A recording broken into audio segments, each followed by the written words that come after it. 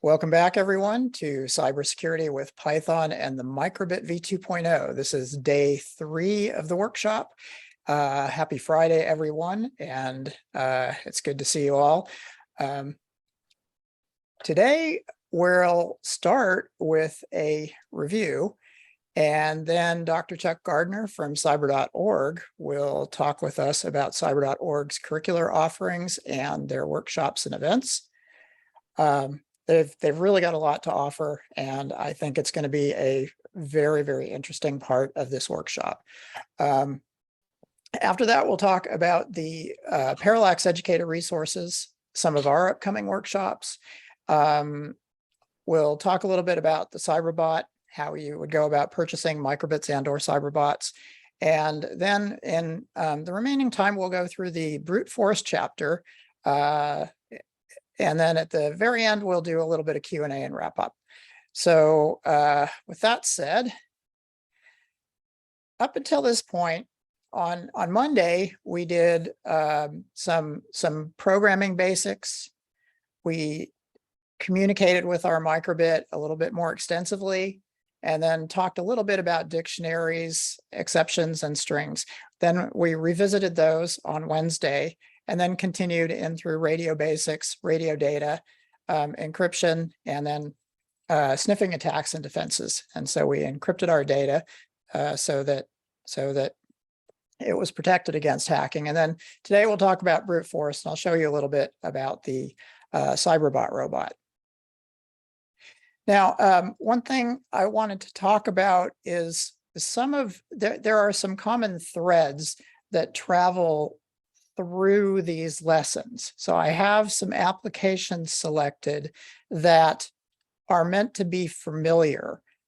So in a lot of cases, we try to avoid repeating an application because they've already seen it.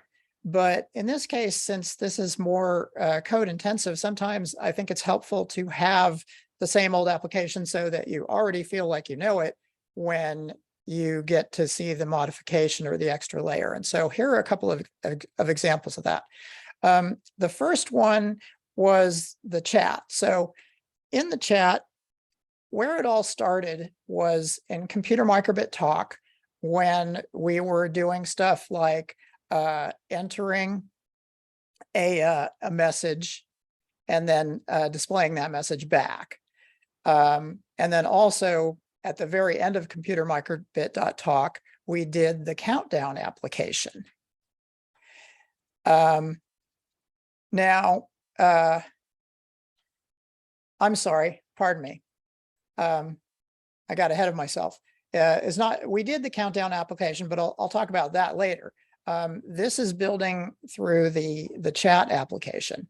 And so once we got to radio basics, that's when we extended that enter stuff into the computer, print stuff back to the computer, to the terminal, and we added the radio functionality to that. So we added some statements in the script to make it possible for you to type, and instead of just going over the USB and maybe displaying on this terminal, it went over the USB to your microbit, over the radio, and then to another microbit, and vice versa.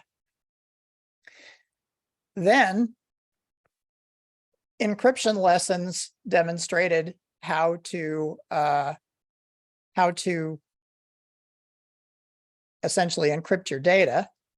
And then we looped that back in by encrypting the chat and encrypting the chat on the transmit end, decrypting it on the receive end, so that a sniffing attack is essentially made much more difficult. So that's one example of how a single application traveled through several of these chapters. Another example of how a single application traveled through several of these chapters is the countdown application. So this is more along the lines of something you'd see in IoT or mechatronics, or rather it's a microcosm of that. And so we started with just a simple countdown timer, just like you might have built into your Fitbit or other smartwatch. And of course, it's also on your oven and places like that. And then as we moved on, we talked about dictionaries for exchanging data. And then we talked about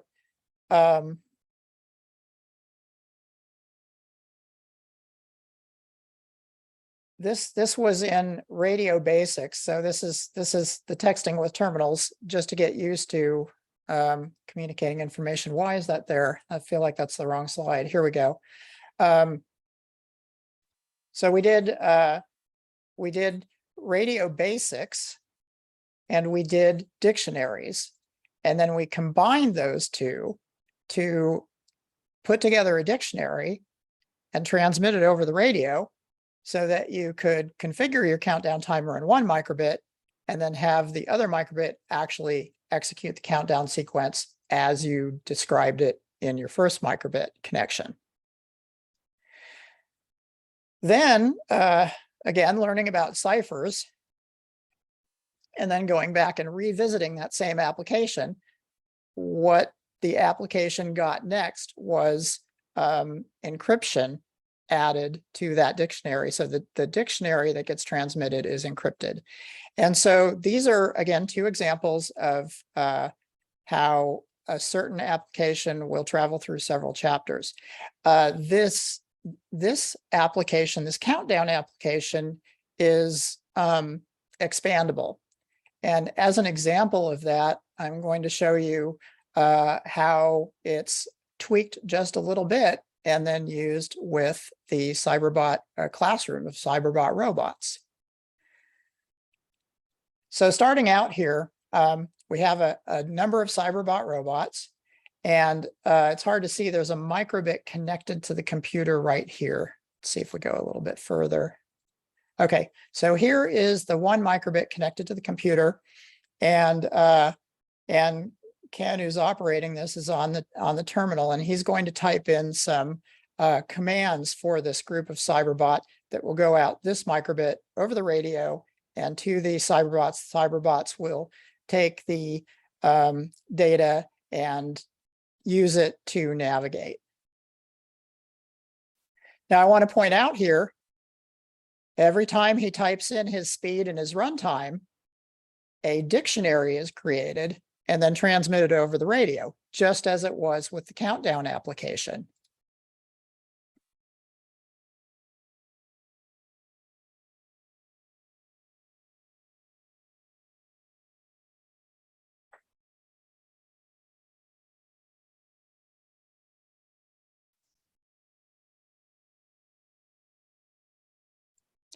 Now, what that does is it essentially gives us a way to extend what we did in cybersecurity to a robot, because it's the same set of principles. It's the same talking over the terminal, building a dictionary, radio communication, then encryption, because here's a network. This is a network of robots, and somebody could hack this too. And so one of the things that we've been working towards in the Cyberbot curriculum is a contest where we have one group of students that's trying to navigate or rather 2 groups of students that are navigating a maze. And they're also at the same time trying to get information about each other's navigation to essentially either head off or prevent the other team from winning. And so the Cyberbot is another cybersecurity tie-in that is, well, as I mentioned earlier, the Cyberbot is actually a superset of the cybersecurity for the microbit. And this is just a quick look at the tutorials. And I want to remind you that you can, well, most of the time, looks like I missed one. I'm going to put the link into this tab. Normally, when you have one of these tiles, you can click it and go to the chapter. And then the particular page I have here, you can also click that and then follow the page. And then, open the page. The Cyberbot robot and the Cyberbot curriculum was developed, partially underwritten by cyber.org and developed in cooperation and with cyber.org. And Dr. Chuck Gardner is here from cyber.org to, now has everybody been able to see my screen this whole time? Okay, excellent. So Dr. Chuck Gardner from cyber.org is here to tell us about some of their offerings. It's much more broad than what we have at Parallax. Parallax, what we have is primarily targeted at embedded systems, programmable things that you can put inside products. Cyber.org has a wider, broader view of cybersecurity and education, and a lot of great resources that they're offering you. And as teachers in the United States. And with that said, I would like to pass it to you, Chuck. So I'm going to stop my share. Thanks, Andy. Now, I'm looking at my clock. I've got 5:15, so that means I'm going to go till about 7:30, right? I've got about an hour and a half. I've got about 90 slides. Nope. No worries. All right. Let me ask a quick question. I saw some thumbs up before. That was awesome to see. That means a lot of you know where the reactions panel is.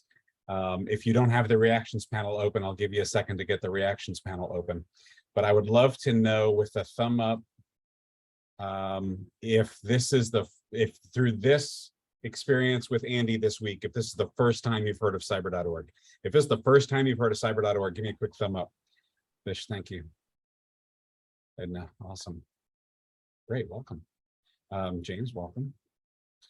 A couple returning folks and some new folks, and we love that. So thanks for joining us. As Andy said, my name is Chuck Gardner, and I'm the Associate Director of cyber.org. We're funded through U.S. Department of Homeland Security, a really generous grant from DHS that we've been working under since about 2011, 2012. We're coming up on 10 years under that grant engine. Before that, though, 2008, Cyber Innovation Center, our parent organization, was stood up in Bossier City, Louisiana. That's Northwest Louisiana, exact opposite end of the state. We can't get any farther from New Orleans and still be in the state of Louisiana. It's actually closer to get to Dallas or Little Rock than it is to get to New Orleans. But the Cyber Innovation Center was begun as a workforce development engine for Northwest Louisiana, wanting to change that the face of the opportunities for workforce in the area from those of petroleum and gaming and agriculture to something that included technology. It's been a really successful model. We've got thousands of jobs now in Northwest Louisiana. It's become the largest employer, second only to petroleum, I think, in the north. And no, we replaced the petroleum healthcare in Northwest Louisiana. But cyber.org is the academic initiative of the Cyber Innovation Center. And what that allows us to do, and through that grant from DHS, we get to write curriculum and we get to give it away to teachers at no cost. So as Andy mentioned, a lot of great work we've done with Parallax over the years, a lot of robotics platforms. If you're curious, the Cyberbot is the latest iteration that began 20-something years ago with the basic stamp and the Bobot. We've got curriculum that supports that basic platform.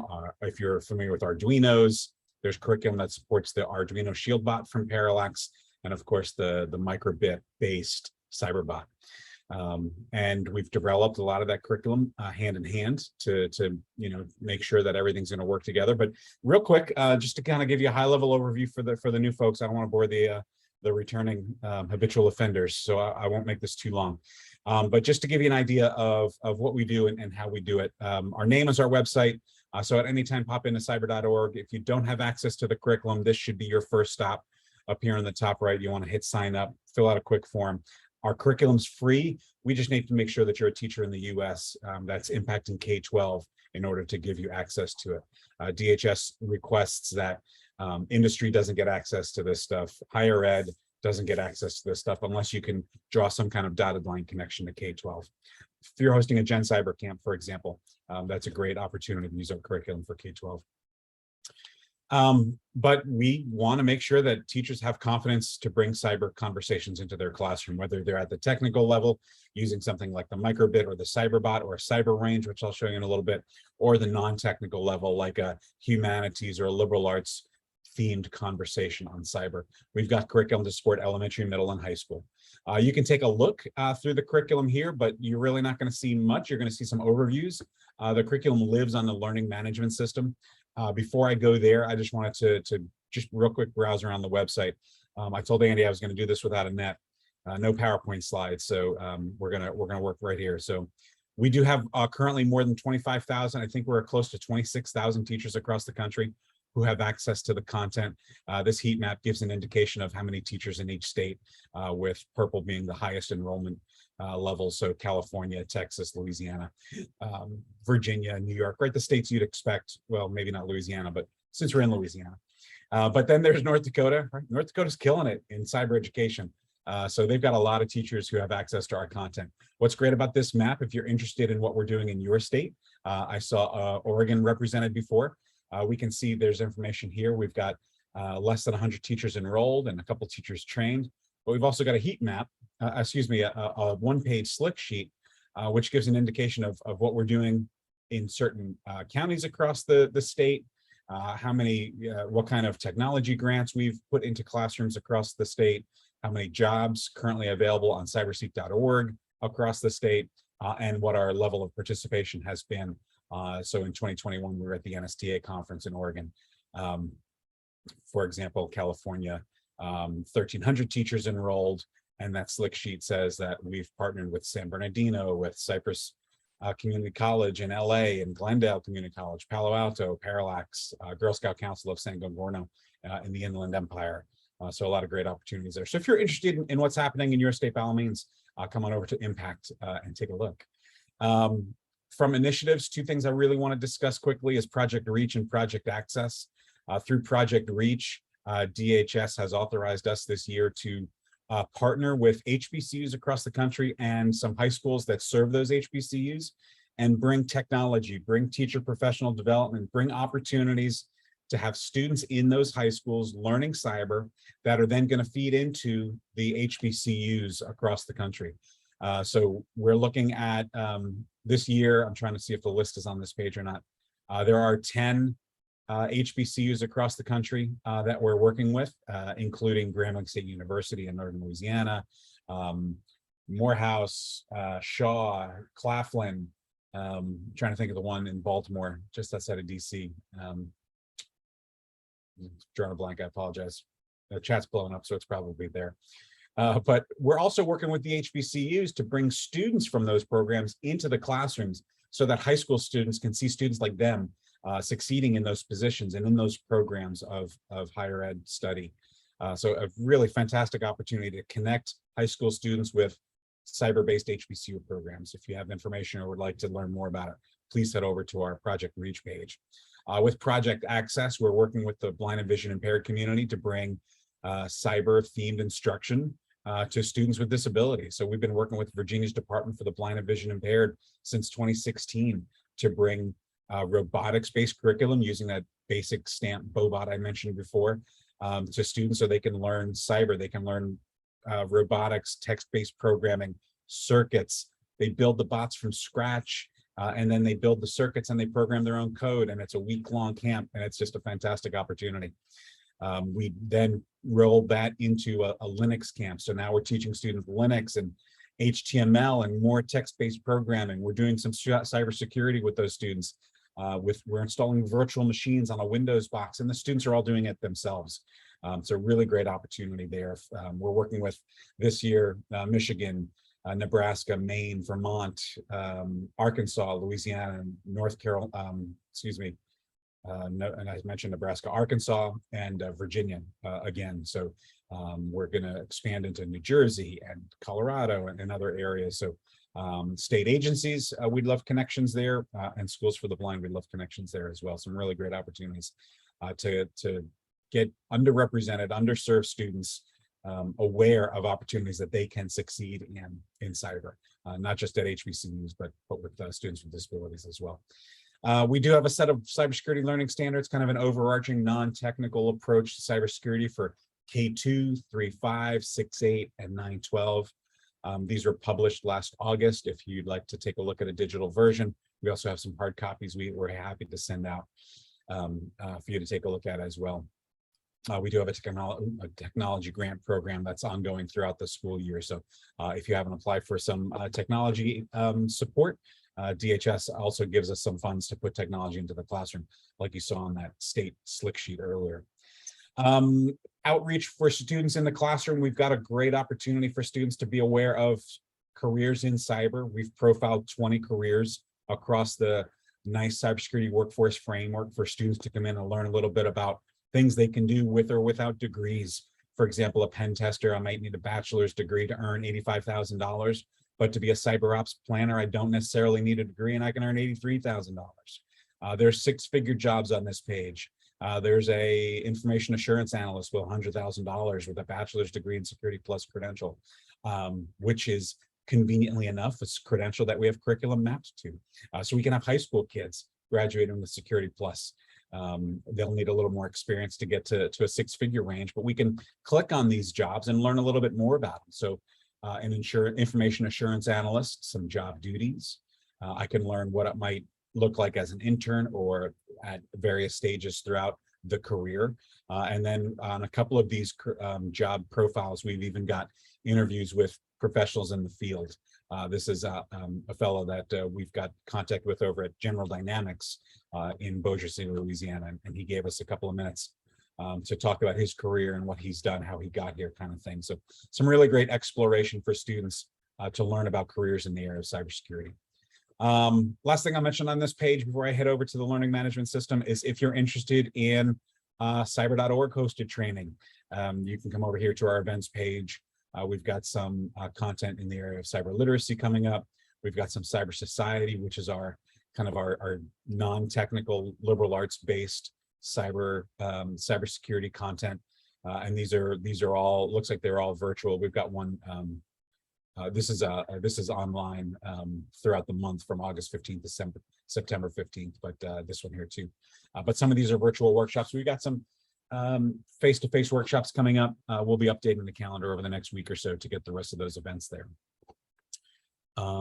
That's it for here. I want to take a look at the library. As Andy mentioned, we've got a lot of content for elementary, middle, and high school. In the area of elementary cyber instruction, we've got our course called Cyber Basics. There it is. Cybersecurity Basics is a course we just debuted in June at our Cyber Education Discovery Forum. We've got right now 2 categories of content available. These are project-based 15, 30, 60-minute activities for elementary, middle, and high school students. So in the security realm, we've got three topics of lessons that are available for a variety of grade levels. If I want to take a look at passwords and beyond, I can see here I've got a K2 lesson that's got some teacher notes and a slide deck. In the 3.5 space, I've got teacher notes, handouts, and a slide deck. Same for 6.8. And we've got another 6.8 lesson, Making Strong Passwords, which includes a number of resources for you. So this is our learning management system. It's hosted on the Instructure platform at cyber.instructure.com. You do need an account to gain access to this, but it is all at no cost. Some of the stuff you're working on with Andy this week, really exciting 2 days you've had to get to this point. We have housed in our coding fundamentals lesson curriculum. So all of the cybersecurity content lives in this space. Most of the stuff you've been doing is Python based. So if I take a look at the Python tab of coding fundamentals, we've got at the top, you know, the hello world stuff, right? The intro content to working with microbit. And then we go on and we build some activities, we build some games, we talk about communications, and then we're going to get into some of that cybersecurity content you've been working through. So all of the lessons that Andy modeled through the Parallax tutorial is available here as a classroom style presentation. So we've got some teacher notes and a slide deck for, you were talking about dictionaries earlier, you were talking about replays and brute force passwords and encryption. and that computer microbit talk. All of that content is presented here in what I might say is the cyber.org template, right? It's presented for sage on the stage, right? The teacher leading instruction with students working through activities, either virtually through a Zoom connection, if you're still working with remote students, or in a classroom. These do work really well in a classroom because when you have microbits talking to other microbits, it's much more powerful with a plethora of microbits rather than a student working singly at home. So this is our Python microbit content housed in this coding fundamentals course. The make code version of this is in our make code tab, and we've got another hello world. We've got more animation and customizing displays, and we're building activities. We're building kind of, apps or games on the microbit as well. But what's great about this, which I want to show you in just a couple minutes, is down at the bottom, we've got even more cybersecurity content. And this is all based on block-based programming. So we can do a pig pen cipher or a shift cipher or a Visionaire cipher using block style programming. And we can do Morse code and Enigma. If you're familiar with I'm looking around to see if I have one in my home office, I don't. A Pringles can Enigma, we've replicated that through an Enigma, through a microbit as well.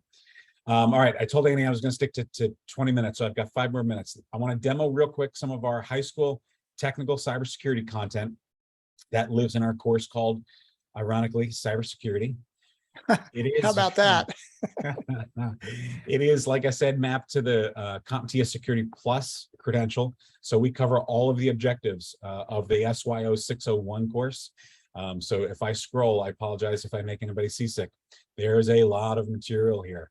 But the beautiful thing about it is the teacher notes and PowerPoints, everything in this first column is designed to be purely introductory. I'm talking 4, 5, maybe 6 slides, the occasional 8, because there's a lot of vocabulary.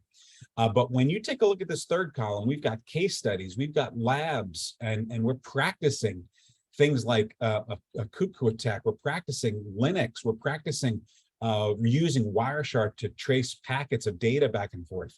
And we've got, there's a really great slug of labs up here. And you're going to see these and you're like, we're doing command injection labs, SQL injection labs. We're doing a buffer overflow attack. We're doing cross-site request forgeries. And we're doing this in a classroom with high school students responsibly because we're using a virtual environment referred to as a cyber range. So we've got 55 some odd labs in this course. We've got another 35 or 40 case studies. So for example, there's a couple of topics here. I can't really do wireless disassociation in a lab environment. So let's take a look at a real world ripped from the headlines example and talk about it in terms of a case study. But if you're curious what a cyber range looks like, we've partnered with Virginia Tech University and their US cyber range. By the way, this is a product that we give teachers access to through our technology grants. And what's great about this environment is it gives us a virtual Kali Linux machine. This is a Kali Linux desktop, fully functioning. I can pull up a command line just like I would in a traditional Kali machine. I can zoom, command Control Shift Plus. No, view zoom in. We'll do it the old-fashioned way for the viewers at home. And I'm connected to the network. I can do a host name, space flag capital I, and I can see my IP address. We get a functional Windows 7. Don't have flashbacks or PTSD, teachers. This is old school Windows 7. The reason we use Windows 7 is because it's not Windows 10, 11, or 12. Students aren't going to learn how to get themselves in trouble here. All of the malicious attacks that we run in Windows 7 have been patched in Windows 10, 11, and 12. So again, we want to make sure before their frontal lobes are fully developed that students know there's a line that you can't cross. So we're going to practice these things in Windows. So I can pull up a command line and I can run a IP config, fig if I could spell right. And I can see that this device is connected to the network. Not only that, they talk to each other. And I can take 10.1.118.10 and I can ping it 10.1.118.10. And I can see that this is my Windows machine talking to my Kali Linux machine. I can come over to Kali Linux. I can create user accounts. I can break the passwords using a tool called John the Ripper. I can deploy malware. and be the victim on the Windows side. I can open up Chrome and I can download a malicious file and I can execute it, and I can establish a backdoor connection to the Linux. Fascinating what we can do with this range environment, and it's all browser based. We're using Chrome, we're using Edge, we're using well, Internet Explorer is dead, long live Internet Explorer, but all browser based content. And the last thing I'll demo is just we're doing cybersecurity and simple encryption with block-based programming. If you're familiar with a Pigpen cipher, it's a simple shift cipher. But what I've done here is I've created a microbit program using block that's going to use shake as the input, and it's going to display 5 characters in Pigpen. It's going to wait a second between characters. So if I shake it, there's the first character, the second character, the third, fourth, and fifth. And I did that through a library that we've created and have hosted on our website at cyber.org/microbit files, I think it's called. But you can gain access to not just Pigpen, which is here in encryption. And incidentally, that spells out, that letter is C, that letter is Y, B-E-R. So you can change up the message, you can add to it. But I can also do passwords. I can do dictionaries in block. I can do binary, and then what I love here is I can do Morse code using binary. I can convert text into Morse code that will dit and da through the speaker, and then I can also, through the more, I can do an Enigma, a Pringle style Enigma machine, and that's all on the microbit using. I don't even need a microbit here. I can do it right through the emulator, but it's like a Pringles. You got to have the microbit. It's just so much better. Yeah, the students really like having the hardware in their hands, definitely. That's my last tab, Andy. Thank you, Chuck. Can you go back to the cyber range for just a sec? I sure can. Okay, I just wanted to mention, because I sat in on this workshop when I was at CEDF and was completely wowed. And the 2 things I wanted to mention are, one, this is a completely sandbox system. So the network that Chuck has been showing you, where the Linux machine has been potentially creating a virus and infecting the Windows machine, that is all done and seen on the web browser. But those 2 computers that are in there are the only computers that can see each other. It cannot go out into the internet at large. So this is also a safe environment, kind of like the microbit networks that I was commenting on. And then the second thing I wanted to mention is that they also showed how to resolve it. So, you realize that your Windows machine is infected. How can you see what that infection is doing? How can you see the indicators? How can you actually disconnect the Windows machine from said infection? And so it's truly an amazing program. And that was just one lab in this very long list of labs that, again, Chuck, I'm sorry that there's a credential that students can get after going through this. Or take the test for. Security Plus from CompTIA is their credential. Yeah. What I was going to show here, what Andy was saying is exactly right. We always end every lab with a conversation on, now that you've performed this attack, right? How do you defend against it? How can, well, that's a big one. How do you defend against these kinds of events? And we do this for every offensive lab we run. We always close by talking to students about how do you defend against it? And so that to me is just an incredibly valuable tool for generic cybersecurity classes. And it's kind of more comprehensive. And as I've been talking about during this workshop, the microbit, what the lessons that we're doing, I consider to be an enhancement or an optional add-on to a cybersecurity class. And what I see, what Chuck has been showing, I feel is kind of more the meat of what you would want to have in a cybersecurity class. Yeah. Before you take it back, Andy, I'm going to give a quick shout out. She doesn't know I'm going to do this. She's down there on my screen. The newest cyber.org employee. Shout out to Kendra Reed. Hi, Kendra. Hey, there you are. She was at CEDF. Trial by fire at the CEDF, but now has joined us in the office. So good to have her. Good to have you here. Well, thanks for visiting us, Kendra. Oh, Kathy, I wanted to go to Maine. Definitely keep us in mind. Rosa, the cybersecurity is definitely independent. Most of our content is all modular based, so you don't have to teach it in order. We've got pacing guides on a lot of this content. We have a question about availability to community college with concurrent enrollment students. In other words, high school students who are enrolled at the community college. High school students, 2 thumbs up. All right. I There only we ask have that it. you, so that content in a 101 or a 20, in a non-high school student classroom would be a no-no, but as long as it's high school students that are benefiting from it. Is there ever a mix? Like what is your opinion if there's essentially a class where there's going to be some college students and some high school students who are? If I've got high school students, bring them on. Okay, there we go. Awesome.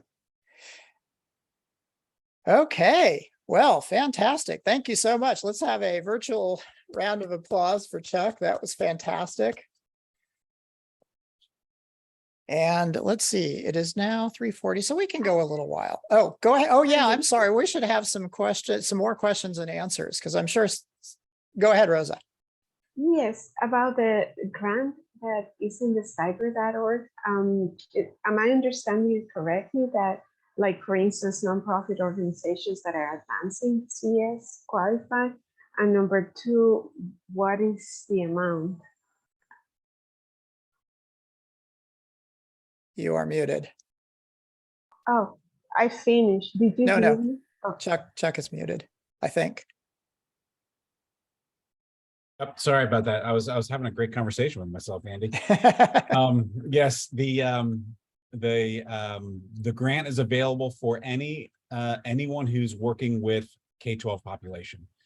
So if there's an opportunity, if it's extracurricular, if it's after school, if it's a summer camp, and if it's a classroom, then there's K-12 students going to benefit from this. Yes, I would definitely recommend you take a look at the technology grant application, and that is on our website. The amount varies based on the need. So, you know, we've had folks ask for $80,000 worth of equipment. We didn't give it to them, but you can try.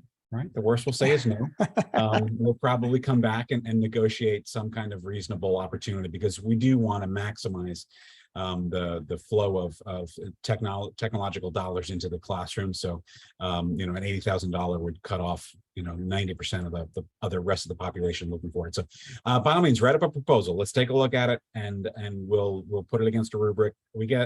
Unfortunately, we get hundreds of these applications a year. So we actually just went through our summer round, and I think we're going to give out 50 or 60 grants this season. So totaling about $150,000.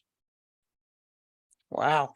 But no Dr. Evil $1 million and unless DHS or the president give us a good budget. Yeah. Then maybe so. Okay.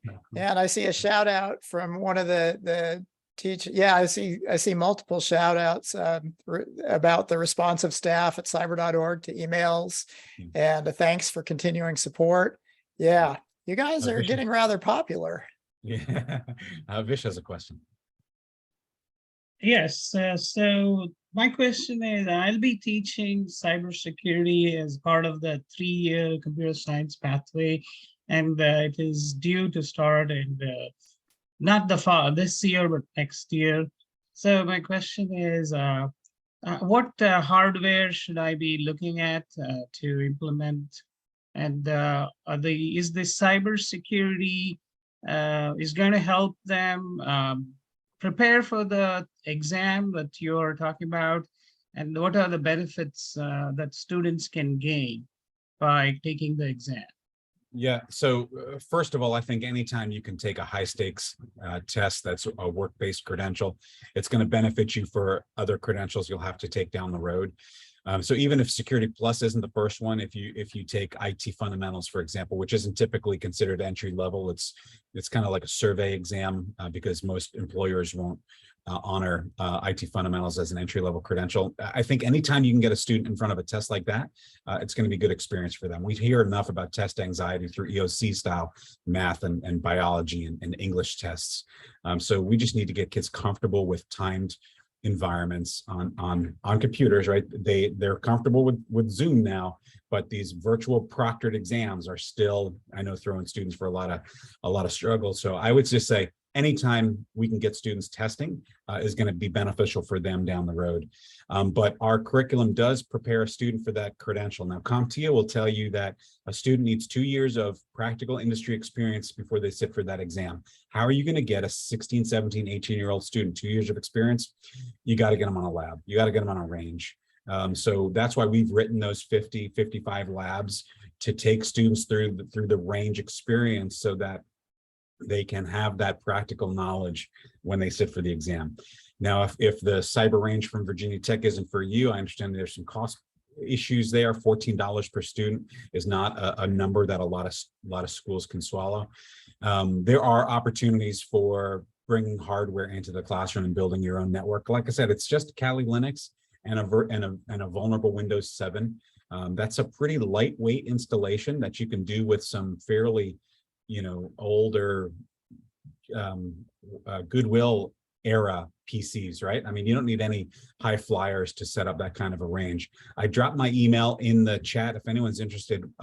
There have been a couple of teachers who have written up a kind of a how-to guide on how to set up a range in your classroom. I'm happy to share that document with you. I just spoke to some of my friends at Dell today, and they say they have a document that can help you set up a range in your classroom too. So once I get my hands on that, I'll be happy to share it out also.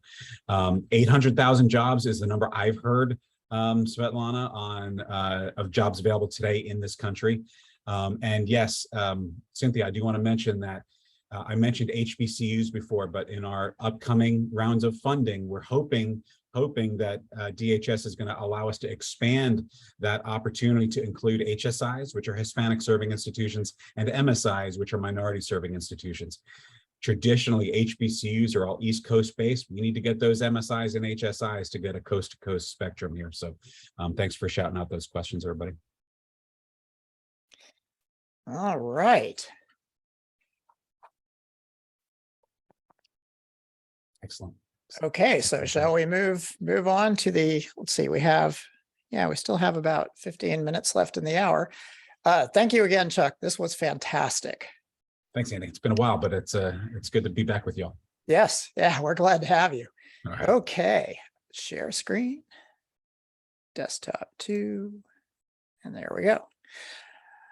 Okay, so I wanted to mention, you saw an example of the block-based program in Chuck's presentation, and of course, cyber.org is going to have a lot of block-based how-to.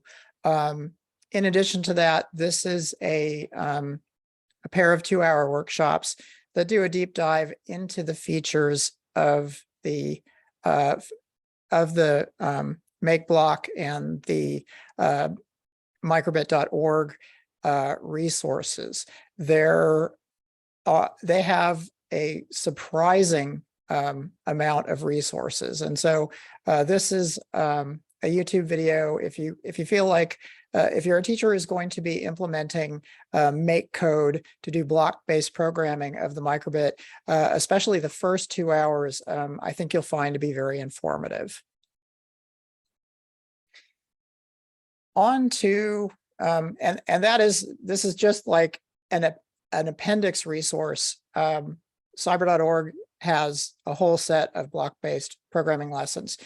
So this is really more for your information, but I felt like as I went through it, I was very surprised and amazed to see what the microbit.org site had to offer. And so I think it's a worthwhile resource to potentially check out. And then again, I've got any of these pages, you can click it and go to the particular website. And so in this case, we are now in the resources, the Parallax resources portion of this presentation. And so if we follow this link, this is the main entry point for actually both student and teacher resources. Now, as far as student resources go, they're down here. And for example, if we look at the language, In Python, we have Cyberbot, cybersecurity, and what's a microcontroller with the microbit, which is an electronics education curriculum. And there's also quite a bit more here. So the Arduino robot, let's see, that's the Shield bot right there. It looks very similar. You're just basically programming an Arduino instead of a microbit. And then, well, there's a lot of different robots and electronics kits here. And so we have all of our student tutorials. So when, going, for example, into the familiar cybersecurity one, here are all the lessons that we have gone through and followed links. Not sure why I was up at 250 for Zoom. There we go. So these are links, many of which we've visited already. And that's how to get to them if you're just going to learn.parallax.com. So that's our main entry point for students. And on the home page, there's also an educators tab, probably zoomed out a little too far. So if we follow the educators tab, as I was getting ready for this slideshow, to my surprise, I found out that we still have some work to do to make the cybersecurity class. We split off the student resources, but we have not split off the teacher resources yet. So they're currently in Cyberbot. And I had a few other surprises, unfortunately, while I was going through this. And so I should mention now that this is, we still have plans to expand this. And so part of this is going to be cleaning up the standards matrix.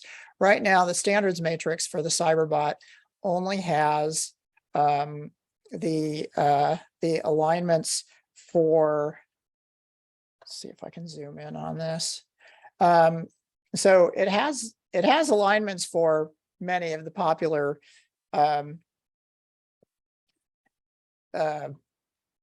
well, basically we've got Common Core, K-12 computer science, and career technical education. Those are the three where you'll most often see the Parallax robots. But yeah, we're going to get some math, some next gen standards as well. But most of the material ends up, and for some reason, the English language also covers some of it, or some of our material is applicable there, but really computer science and CTE are the two standards where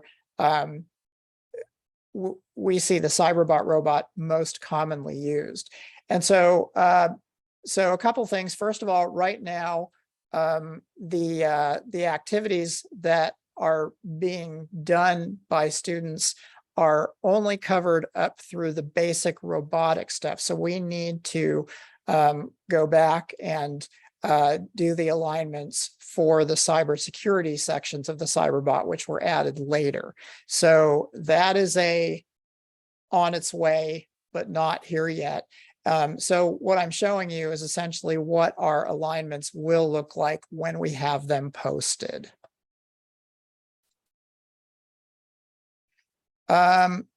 The other thing I want to show you here is that fortunately for the assessment material, now this is you have to log in to learn.parallax.com in order to see this. So I'll log out in a minute just so you can see what it looks like. And so that was the homework, was just to be able to log into learn.parallax.com. And so in addition to the basic Cyberbot robotic stuff, we have, for example, some assessment materials for sniffing attacks. And well, essentially all the chapters are covered here, even though it's not in the alignment. All the chapters from the Cyberbot, including the cybersecurity subset, are here. And so, for example, we can download a zip of the sniffing attacks, and then go to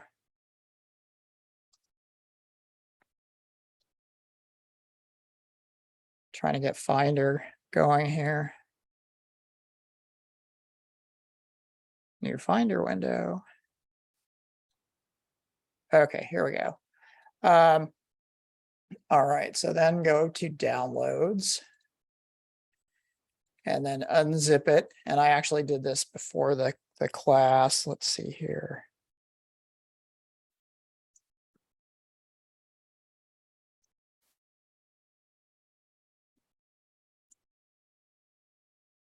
And so here is a worksheet that accompanies that chapter. And then the solution set at the end. Careful, since it's in the same document, if you're printing these out for your students, make sure to just print out up to the page before it turns red, because those are the answer keys. And so we have those available for each chapter. And then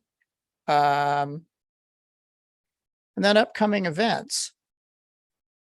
This page, and I'll go ahead and paste this into the chat as well. This is our events page. If you're interested in attending any future events, they are listed on this page. I'll go ahead and, I did another one where I didn't put the link. I've got to add those. All right, so here is the actual page, which I pasted into the chat, and we'll make sure to add to the to that slide so you can follow the link directly. So this is today's workshop. We have a repeat of this happening in late August.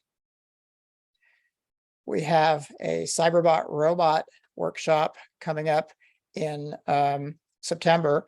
And for anybody thinking about attending this, if it looks like it might apply to some of your classes, there's not a whole lot of overlap. We really emphasize the robotic and circuit oriented material in this class. So it's very different. There's very little overlap. So it is a completely different topic or set of topics within the Cyberbot tutorials that we cover.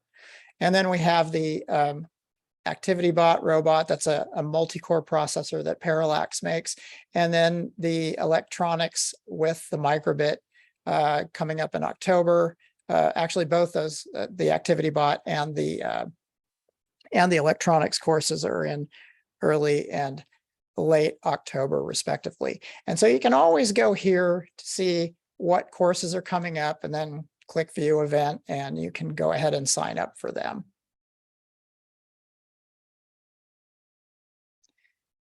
And before I start talking about the Cyberbot robot, I would like to have everybody stretch out, take a break for a few minutes. It is going on 3:58 California time, Pacific time. And so let's reconvene at 4:05. And then if anybody wants to talk with Chuck or I, unless Chuck, you need to take that break, you guys can go ahead and continue to hang out, but we'll go back to the regularly scheduled program, so to speak, at 4:05. Hi, Andy. I'm sorry. I know you probably want to take a break too, but I'm good. I've been trying to log in and I have no way to log in. Okay. I try to reset using my username and I'm not getting an email. I've been trying for the last 2 hours. I sent an email to Lindsay and I don't know if you can help or she's the only one that could assist. I'm doing wrong. Stephanie is out for the day, unfortunately. I'm actually the backup, so I can help you with that. Okay, I should have checked. I'm sorry. Oh, no need to apologize. Yeah, we'll get you in. Don't worry. Okay, because I can't get in either. This is Melissa. Okay. I'm glad I'm not the only one, Melissa. I've been trying and ever since yesterday, and I thought maybe if I could email them and get it sent, but I haven't gotten anything. So Okay, I've done the same thing, and I'm not getting any emails. And I checked in my junk email folder. I checked everywhere. I'm getting nowhere. Okay. Thank you for helping. I'm sorry. Yeah. Thank you. Sometimes this is a network setting that is in the school. And so sometimes teachers end up talking with their ITs and saying, hey, look, I'm trying to get an email back from learn.parallax.com, but it's not making it here. And then the IT will say, well, I can add them to our whitelist, and then let's try again. And then it makes it through. So that's one of the reasons. That is one of the reasons. There are other ones, but I'm kind of drawing a blank on what they are. Let me think.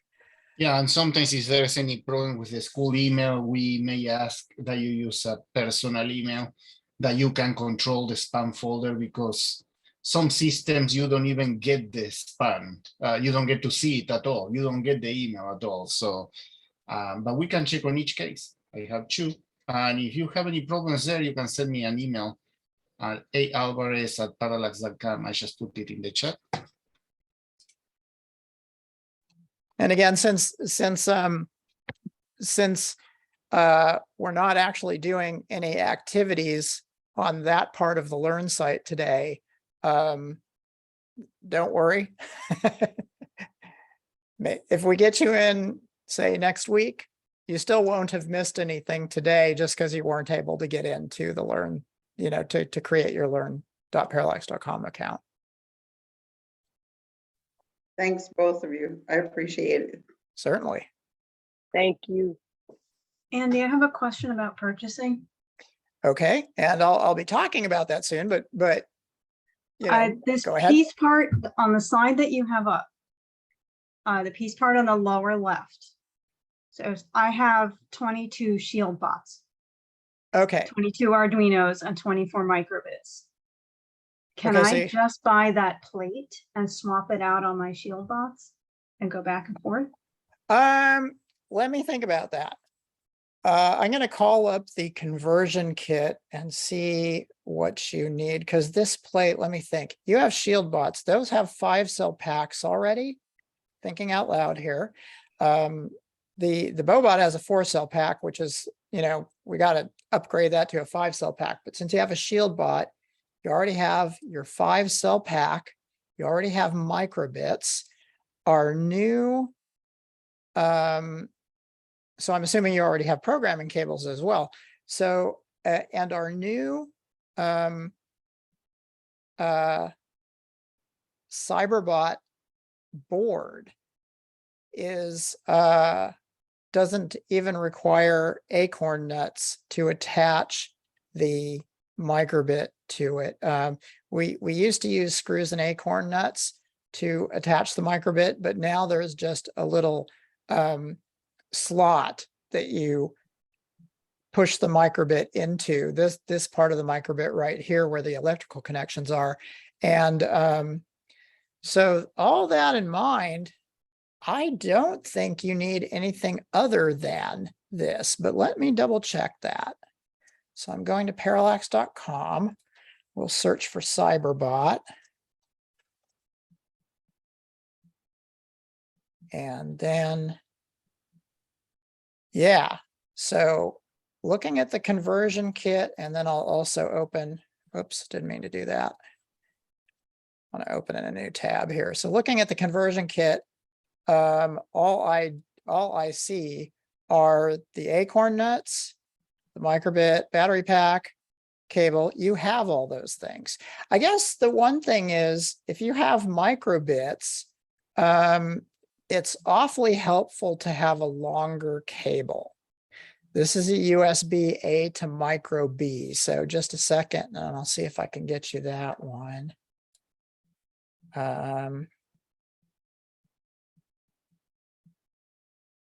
Okay.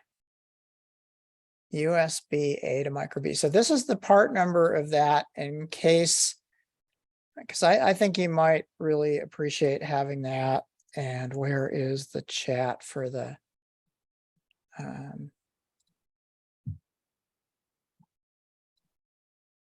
chat? Okay, so there's that part number. And then the Cyberbot board. See this this area right here is the socket that you now plug the microbit into. See that? Okay. Is So that like the Edge IO board? yes, it Right. is. It's the same socket that goes on the Edge IO board. Yes. And there's some design niceties, like nothing bad happens if you plug in the microbit upside down. In fact, the robot continues to work. And so this is the other part you would need for the upgrade. And then just for completeness, for those of you who have, say, a Bobot robot, you would want to go through and do the entire upgrade kit. So above, oh, I'm posting to the wrong person, I think. Did any of my chats come through?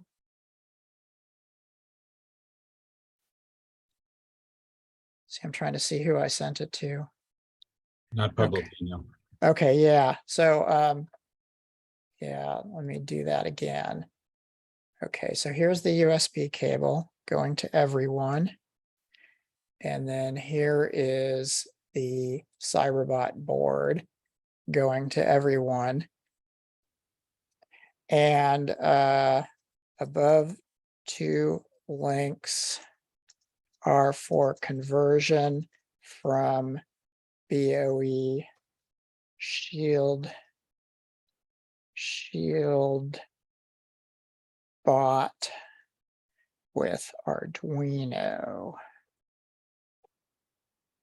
Okay, and then if you have a Bobot robot, you'd want to use this.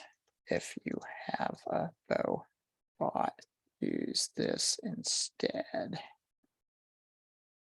There we go. All right, question answered. Awesome, thank you, Sarah. Okay, anybody else? Okay, it is now 4:07. Oh, Chuck, did you have something? Okay. All right, so it is now 4:07, so we'll go ahead and pick up where we left off.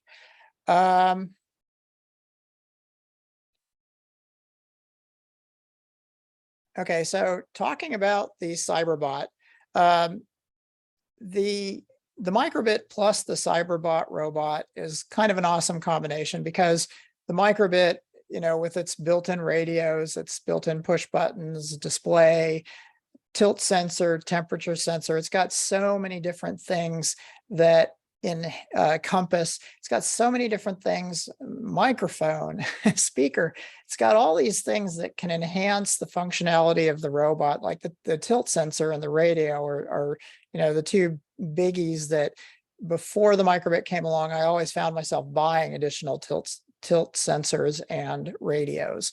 And so to have that on the robot and compasses, those things really make you know, open up a lot of more powerful robotic applications. But at the very beginning, if we rewind, another thing about the Cyberbot is it's a vehicle of introducing for introducing some very basic programming ideas. So here's just a quick example of how that would work. We have some Python code right here that's setting the wheels at roughly 3/4 speed to go forward for 4 seconds. So here's the 3/4 speed, 75 out of 100. and then we're sleeping for 4 seconds.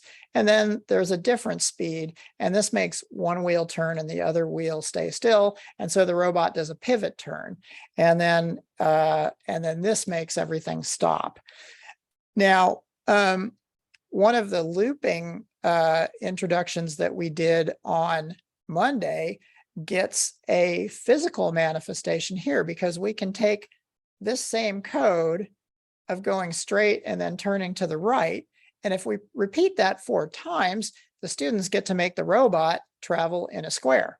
And so that is how, either a new exposure or a reinforcing exposure to the 4 variable in range compound statement, where you have your navigation maneuver from the previous slide repeated 4 times, because it's below and indented from that 4y in range. And the result is a square. So that's just an example of how the Cyberbot can add another dimension to some of the lessons that we've been talking about during this. This is the whiskers on the Bobot robot.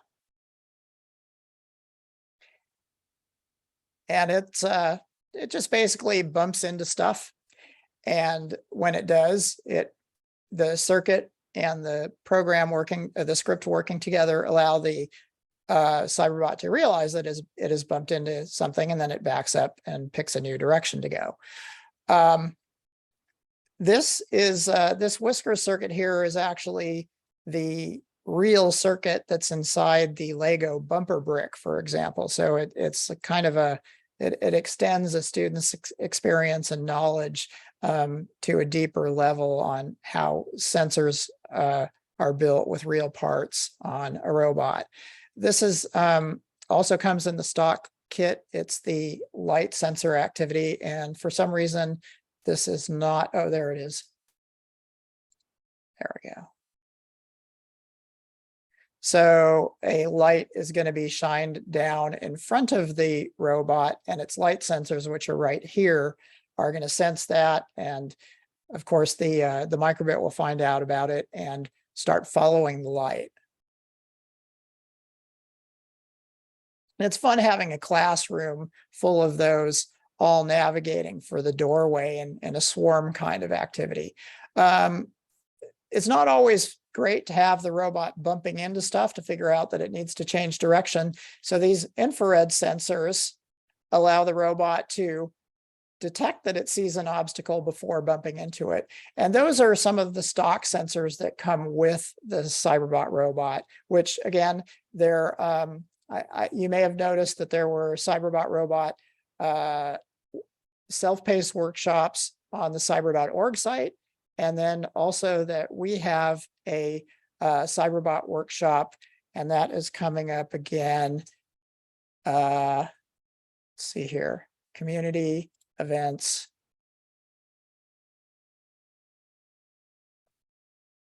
September 19th, 21st, and 23rd. So if you're interested in taking that workshop, like I said, cyber.org has one that's self-paced, and then we have one that is coming up in September.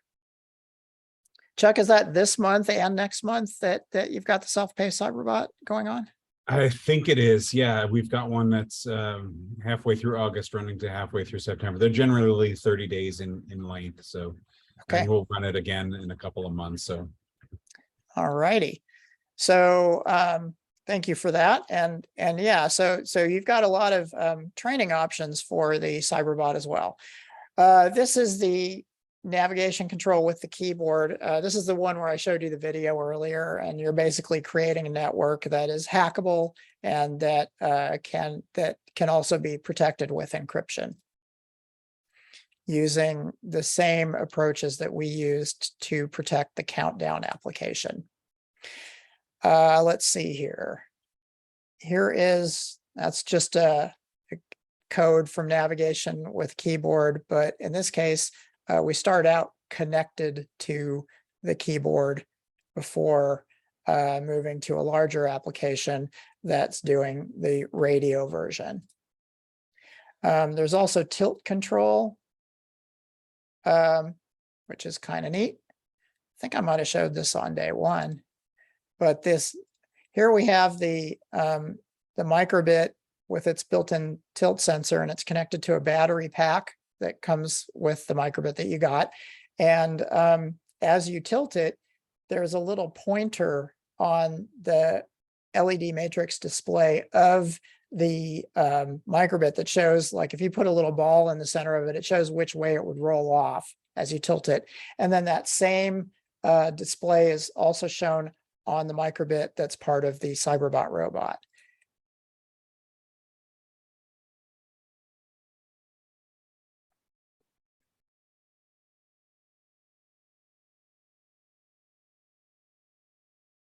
So students really seem to enjoy the tilt control application, and it's another one that's hackable and can be defended against. This again is the electronics education series, and it's kind of neat. My favorite thing about it is that we were able with, this was also partially underwritten by cyber.org, we were able to create a set of virtual measurement instruments. So when you plug your microbit into the computer and then load the pre-written scripts for the measurements, you're able to use a set of probes just like you would in a real voltmeter to take voltage measurements and see them as they would be displayed in a voltmeter, but on your computer screen in a Chrome browser. And not only that, but you can also measure signals using a device called an oscilloscope. So this is the microbit, what you would see from the microbit as it's measuring signals that cause a servo motor to turn and point to various directions and hold those. You can push on the servo when it's at 45 degrees and it won't go away from 45 degrees if that's the signal you're sending it. So each of these are little high-low signals that might turn a light on or off, but they're brief and they're precisely timed in order to instruct the servo on what to do. And so here at the end, we're actually measuring the, so this is an oscilloscope screen, and it's showing that, for a certain number of thousandths of a second, the off signal is being sent, and then for a brief time, the on signal is being sent. And so these are examples of measurement things, and they're very, it's very helpful to have this, especially for schools where you might not have a dedicated electronics education lab. This is a way for students to get exposed to these kind of things with just the microbit and some free software that they can run in their Chrome browser. Or essentially you open your Chrome browser, go to a site, and you're off and running. We are now a microbit channel partner, and that means that you can get microbits from us and that we're one of the main sources of microbits. So when they're available, you can get them from us. And to do that, you can go to parallax.com/product/category microbit. I'll paste that in.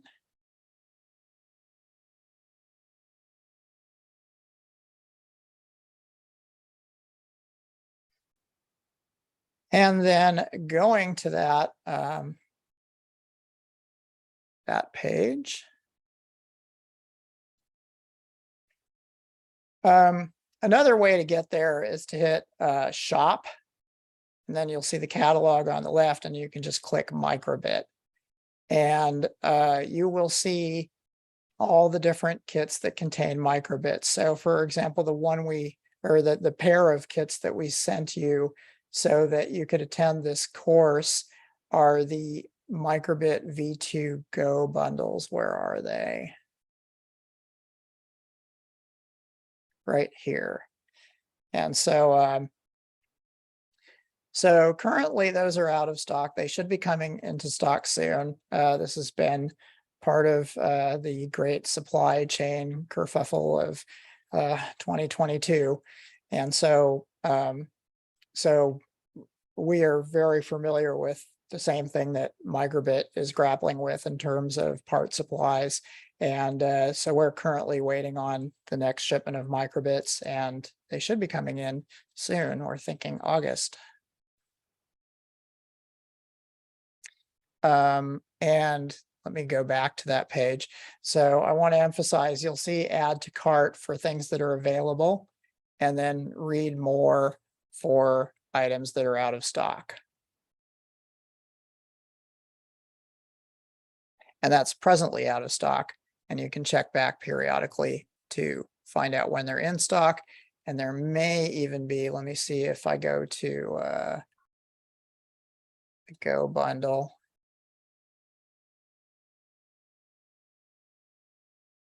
Yeah, so there's no official wait list at this point. And yes, Rosa. The robot, the Cyberbot works on Chromebooks, does it? Any browser? Yes, yes. Okay. Because we've been programming in a Chrome browser, Mhm. that works on Mac, Windows, and Chromebooks.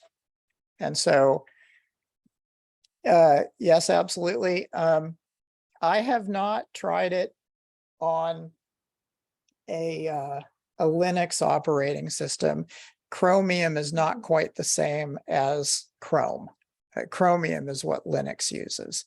And so I don't have any confirmation one way or the other about how it does on Linux, but Mac, Windows, and Chromebook are all, you know, the same level of really nice operation that we've been seeing this whole time with programming the microbit.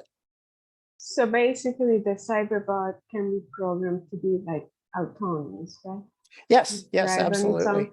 And all right, is it more suitable for pair programming, or you know how you said some of these other exercises it would be good for each student to have a microbit, but how is it best for the bot? Can you say that one more time? How is it? Well, is it suitable for like 2 students to have one bot, or is it better for everybody to have one Cyberbot? You know how you were mentioning some of we always like the 1-to-1. That's a good question, but 2-to-1 for the robot is usually okay too. There's a lot of classes that pair up students when they're working with the Cyberbot robot, the Bobot robot, etc. All of our robots.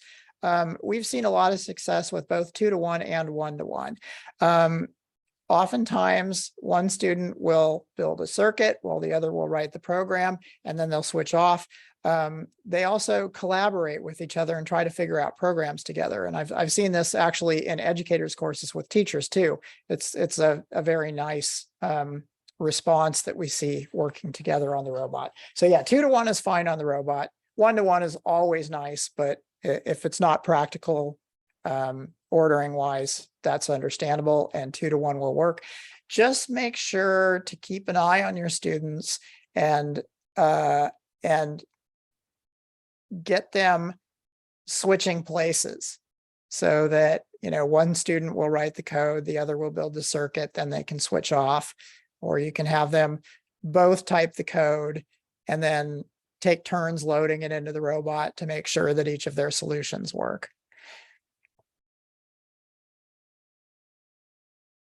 And yeah, I see some comments here that they do have successful 2-to-1 class with the Cyberbot. And oh, thank you, Cindy. Yeah, and we really want them to type it in, not copy and paste. You've seen me do a lot of copy and pasting, but that's because we're trying to condense a whole lot of chapters into a 6-hour workshop. All right, so how would you guys like to try some brute force attacks to round out the workshop? All right. Oh, Andy, I had a question. Yes, You go ahead. showed that Go bundle. Also, the one we got had a battery pack. Yes. Do you ever use a battery pack, or when do you use a battery pack? Well, one example of using the battery pack was just a couple slides ago.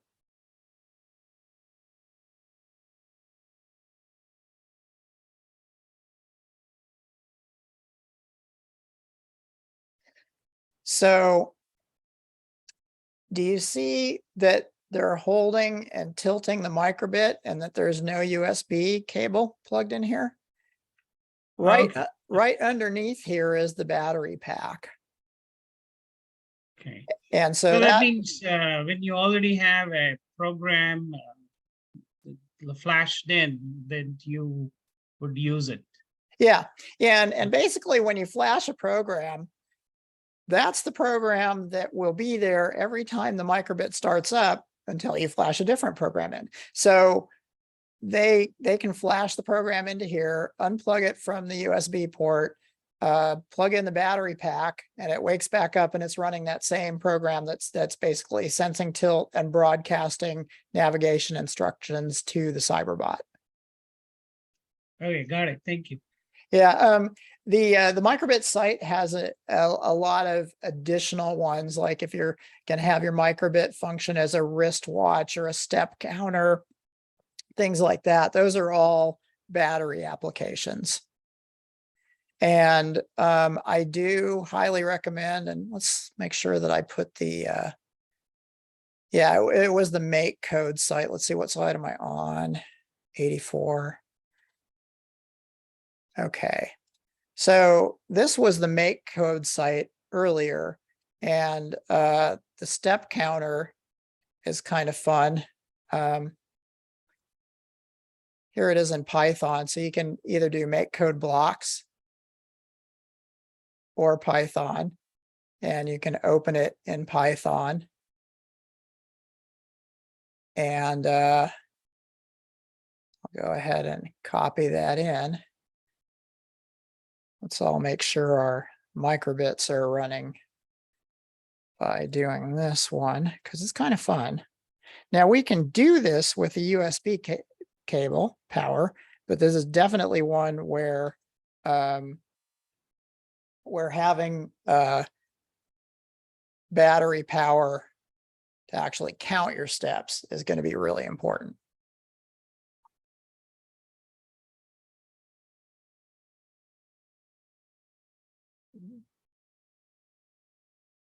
Flash.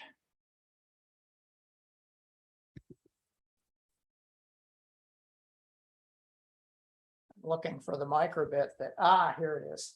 I have 3 microbits connected. I couldn't tell which one was actually going to count my steps.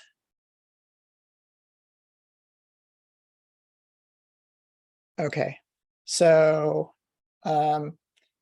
I've done 7 steps, 8 steps, 9 steps. I'm going to restart because it's kind of unwieldy to view the number of steps once it starts scrolling.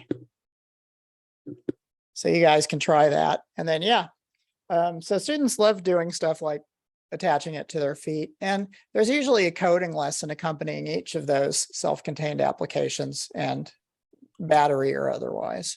Andy, I have a quick question. Yes. When does the breadboard come in play? And are there codes built in that we would use? I'm a bit amateur at this to program the breadboard.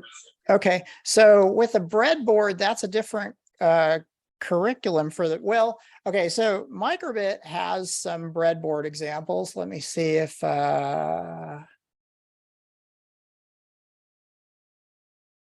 we'll go back to the make code.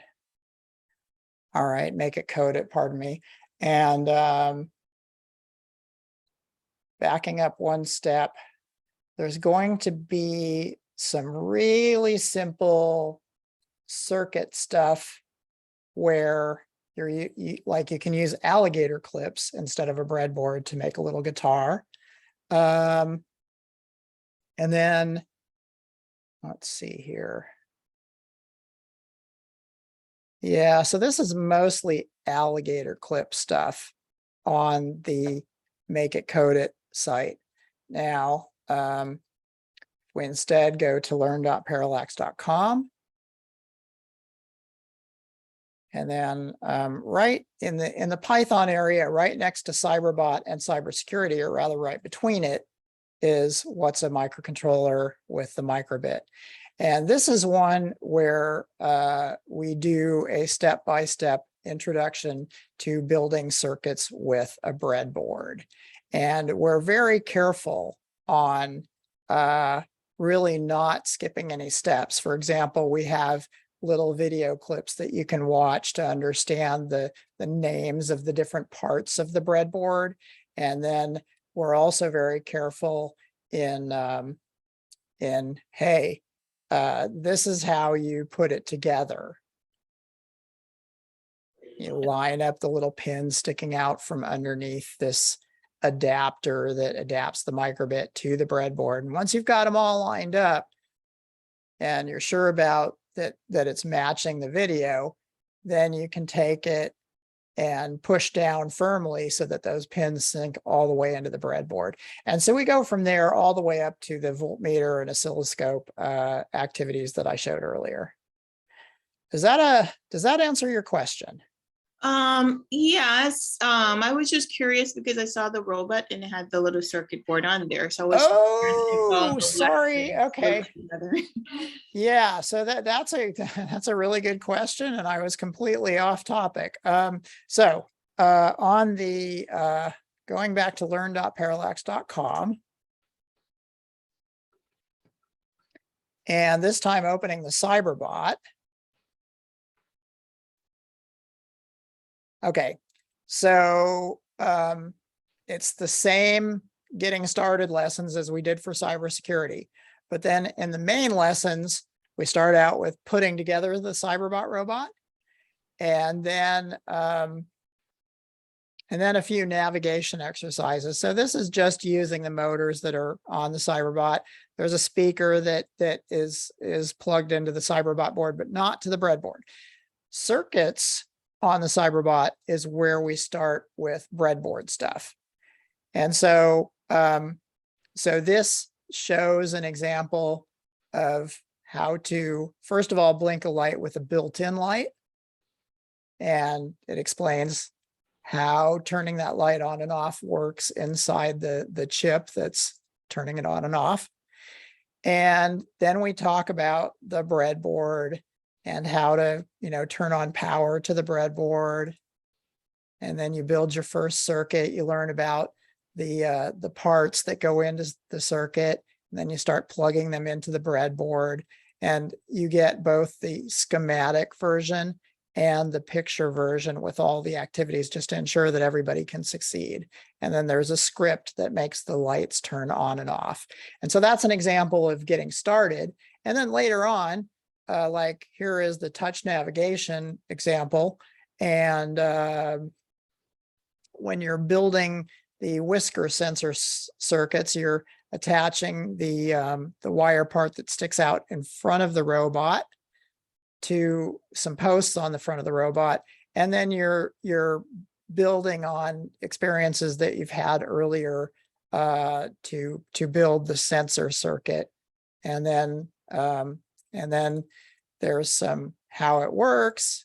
And then there's some test code that it's a script that you load in, and then you can see the microbit display a little light to tell you which whisker has been pressed against the robot. So those are examples, and it goes step by. It's very step by step. It's very it's robotic, of course. It's not just a strictly electronics thing like the other one I showed you, but it takes some very important common circuits that are seen in many products and just gives it a robotic application. And we use the real parts. We don't use any kind of pre-built electrical or electronic parts. We use, common things that are actually built into products. Okay, how is that? Did I get your answer this time? Yes, that was perfect. Thank you. Okay, thanks. And thanks for clarifying. I was off on a tangent there and didn't No, realize it. And Tamika, I just want to encourage you because last year I took that class with a microcontroller. And if I could follow those instructions, they're really good. If I figure it out, Andy can tell you. Anybody can. You're entirely too modest, Rosa, but thank you. Yeah. Thank you, Rosa. It's true. You've got this. All right, then. So back to brute force attacks. And of course, if I want everybody to leave equipped with the knowledge they need. So if you have any questions, do jump in because that's the main thing at this point. All right. So brute force attacks. On the cover here, we have a combination lock that my wife Stephanie was brute force attacking because we had forgot the combination. So while watching, I forget whether it was Sherlock or Longmire, but while watching one of those long series, she went through and tried every different combination until she found the one that worked. And so now everybody on the internet can steal my bike. Let's see here. So is there anything more on this page? So we talk about the number of different combinations you might have and how long it might take to try every different combination. And that's what a brute force attack is essentially you have some kind of PIN number or cipher value, and you go through and you try every single one until you get the one that works. And so what we did with the microbit, and this is actually, so Parallax is trying to stay in line with some of cyber.org lessons. And so this is actually a copy of one of the lessons that was developed at cyber.org and is also available on their site. And so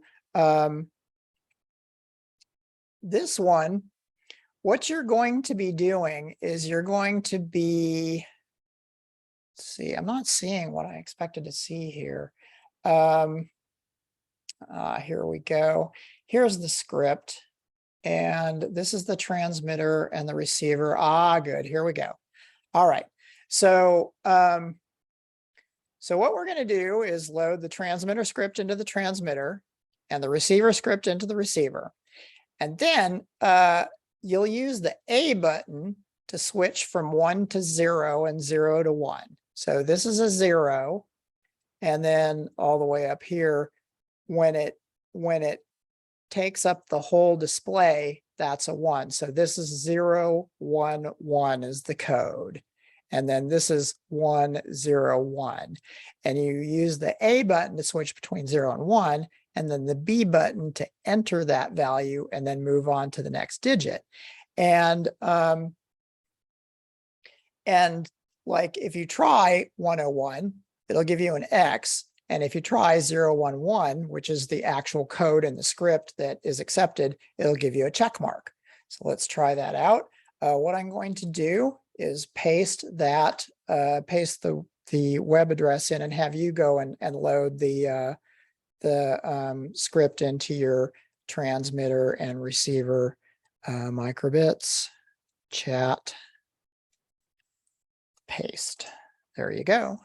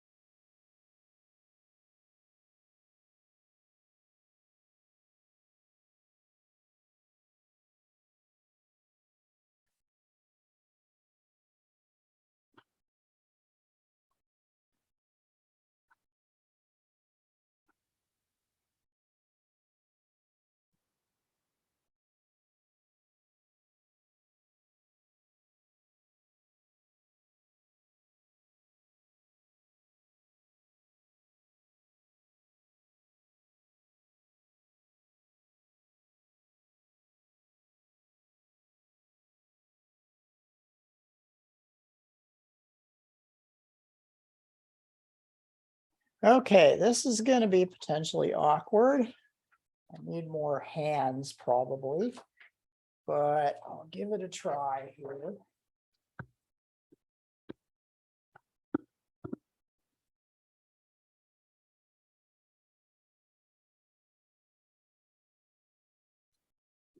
All right, now the A button is going to be to my right.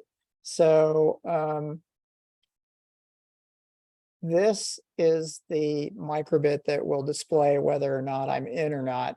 Now what, so a fail code would be 0, and then I'll hit B. Oh, that must be A. Okay, so that's 1, that's 0. And then press B to advance. And then 0, 1, 1 is not no access. So then if I do 1,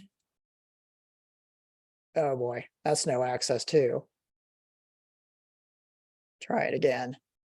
1, next, press to switch to 0, next, press to go to 1, and one more press. And I misremembered the, it's 0, 1, 1. Okay. So 0, 1, 1. There we go. There, and here's our check mark. So that's an example of using the microbit to open a vault. Now this vault does not have all that many options because it has 3 binary digits. You either have a 0. So basically with these 3 binary digits, you can count from 0 to 7.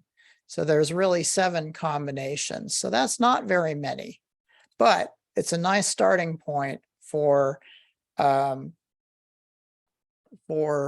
showing essentially the basics of how a script to brute force this would be used. And so here is an example of the next script, which basically repeatedly tries different combinations until it finds the one where it says access granted.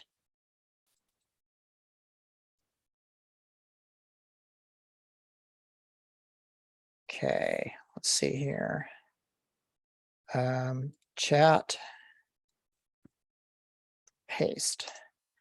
So try this one out next. So this one only needs to go into the transmitter microbit. The receiver microbit can still have the same code running in it.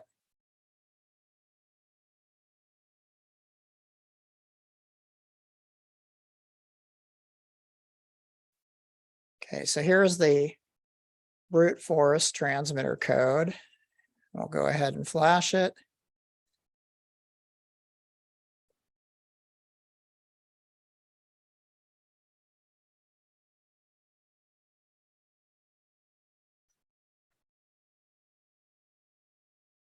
Oh, maybe I'm mistaken about that.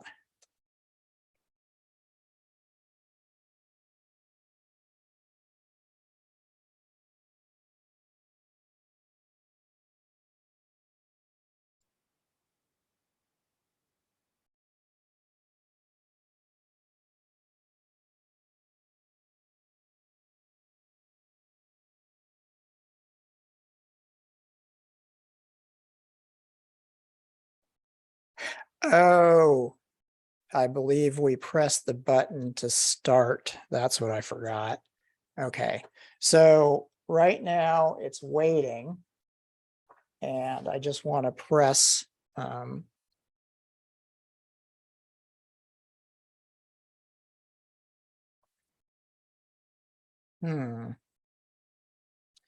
afraid this demo might crash and burn unless I figure out what I'm supposed to do here.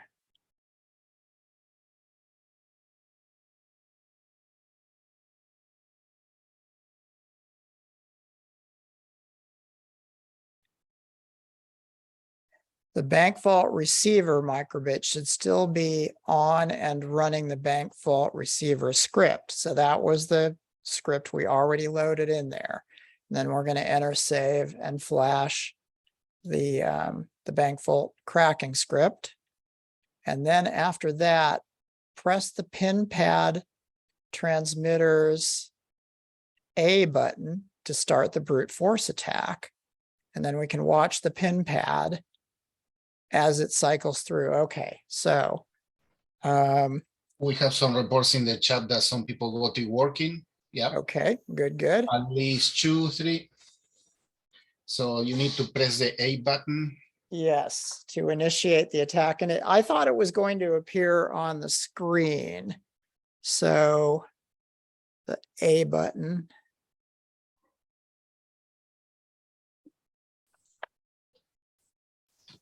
Ah, I had the wrong microbit. Okay, so now, Yeah, they said there's an arrow pointing to the button, like the one that you just had. So yeah.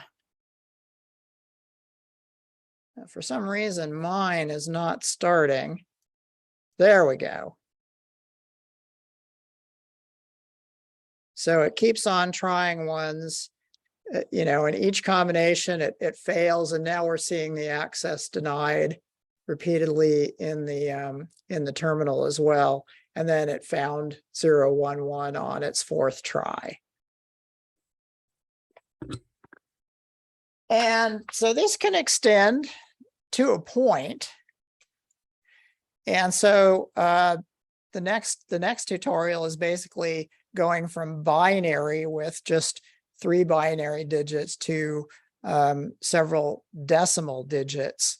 And it's kind of complicated to enter those. And in the amount of time we have left, I'd like to instead just talk about, you can get the idea that actually we'll just take a look at the page. You can get the idea that you can enter in decimal numbers. Like here we use the A and B to enter 324 for access granted. And then another example is 402, and that was access denied. And here are the scripts for it and the instructions. It's similar to what we did. And the idea is that now there's more possible options. And so a cracking script has to go through more of those options to try to figure out the actual combination that will get you in. And it turned out to be 324. But it takes longer. And that brings us to the idea of strengthening your pins.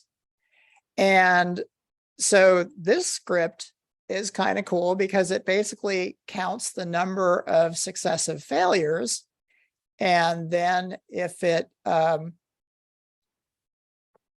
goes beyond a certain amount of time, it sleeps for the number of milliseconds in an hour before you can try again. And so that's a way, that's another way of increasing the security on any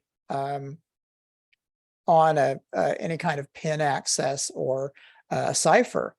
And so here we go. We try a couple times, but we get it correct on the 3rd try. We get access. Then we go and try it 3 times in a row. And then the script says, now you have to wait for an hour before you can try to get into my vault again.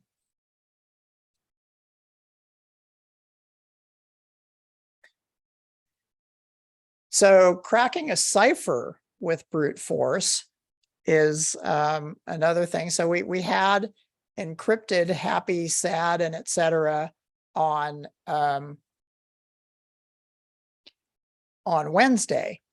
So we did the unencrypted happy, sad, angry, and then we did the encrypted happy, sad, angry, where this encrypted value changed depending on what key we used for our cipher. And so what this shows is an example of a script that basically goes through and tries all the different keys that you would find in a Caesar cipher. And on the 22nd decryption, we found a recognizable message. And so that's another way that a brute force attack is used, is to essentially look at the different options. And when you have really weak encryption, like the Caesar cipher, well, it's going to be possible to actually catch the discernible message and then figure out what the key is. And so these are the transmit and receive scripts for that example. Now, there's also a key randomizer here. And what I did was basically added a script that you can use to generate a random key. And that way you as the student don't even know what the key is going to be before you try to break into it.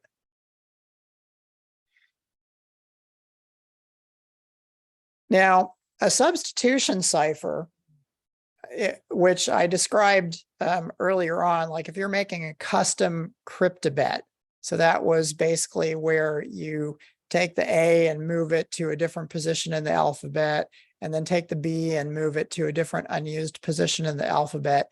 And when you do that, you have 26 factorial different possible keys, which is this ginormous number of different options that would take forever for a brute force attack to get through. And so here is, so a simple scrambled alphabet cipher, although in the larger scheme of things, it's still a weak cipher. What it does is it provides an example of a cipher that's a lot stronger than the Caesar cipher and taking, obviously a step in the right direction. And let's see here.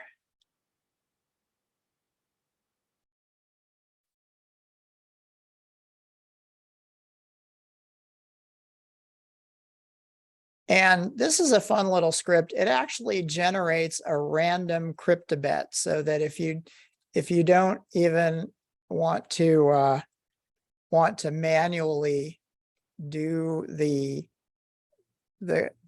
cryptobit, the scrambled alphabet, this will do it for you. I'll go ahead and paste this into the chat.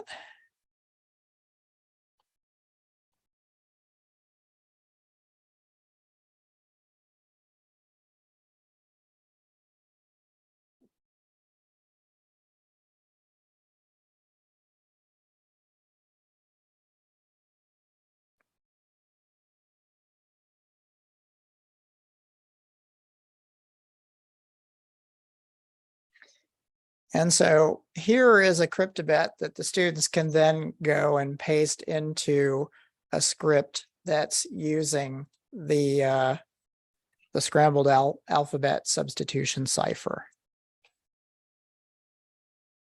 And it's Control-Shift-C to copy this.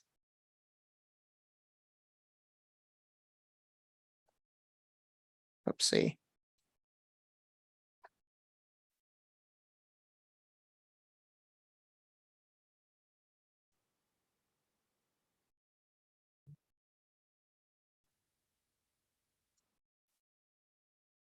And then you can paste it into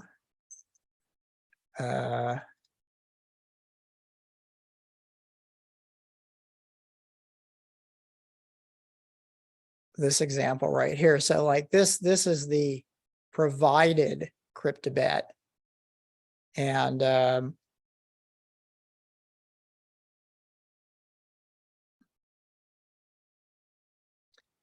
so we'll have you try out this one too. So essentially, instead of using the provided cryptobit, you can use a randomly generated cryptobit in order to in order to get a stronger encryption from it.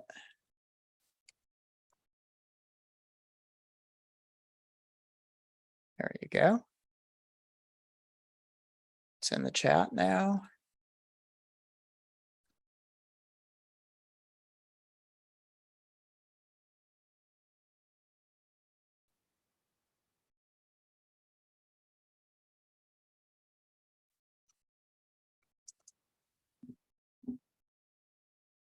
And it shows how to unscramble to scramble and re-scramble and unscramble the result.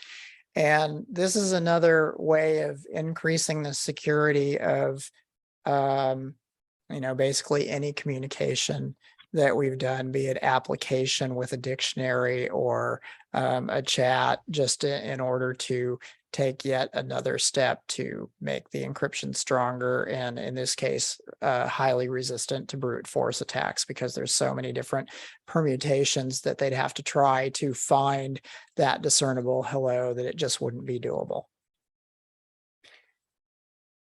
So that is, and that concludes what I have to show you guys about cybersecurity with the microbit, which is good since we're coming up on Right on time. yeah, since we're coming up on 5 o'clock as opposed to Chuck proposing the all-nighter jam session. Yeah. Okay, so one thing is there's a denial of service and a replay attack in progress, but that has not been posted yet. And so we also have planned secure key exchanges and basically some attackers versus defenders contests. And so those are things we have in mind. Is there anything else that that folks would be interested to see added to the list of activities here? Love to get your feedback on some of that. Of course, it is late Friday afternoon.